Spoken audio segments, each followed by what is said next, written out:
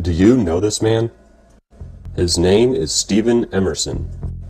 He worked for the Senate Foreign Relations Committee. He was an assistant to Senator Frank Church. He was a senior editor for U.S. News and World Report. He also worked for CNN, PBS, and often appears on Fox News. He is the director of the Investigative Project, which gathers data on Islamic and alleged terrorist groups. Emerson is an important advisor to the FBI, NSC, and other government agencies and officials. In a moment, we'll take a look at an interesting quote from Stephen Emerson relating to 9/11. The following quote was taken from a National Geographic Channel documentary entitled Inside 9/11 Zero Hour. Search for it on YouTube. In the 4-part version, it will be about halfway through part 4. Begin quote.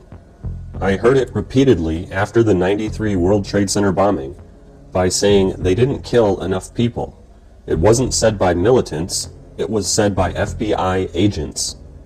They didn't say it because they wanted more blood, but they understood that it would take more blood in order to get the government to react.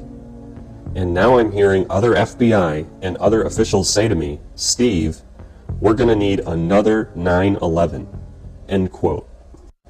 This information speaks volumes about the mindset of many federal agents and government officials. They want an attack to occur so they can develop justification to retaliate against a threat they perceive to be real.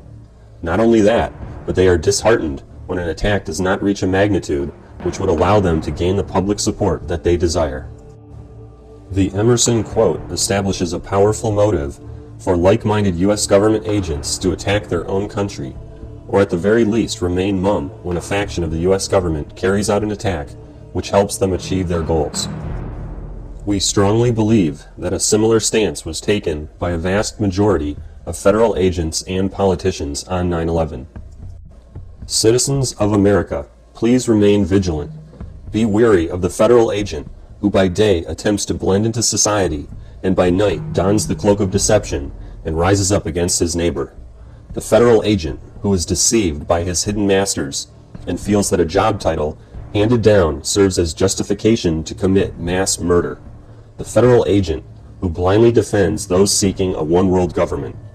For it is these agents who would march into a suburban neighborhood and imprison their own family members in order to climb one rung higher in the federal government ladder.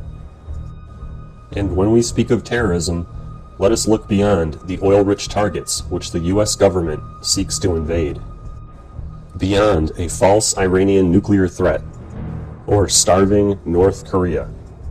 And let us instead focus our attention on a looming threat here at home.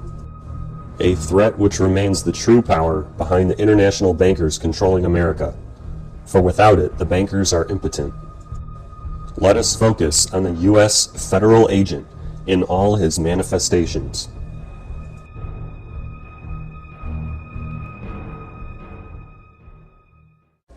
Good luck, America.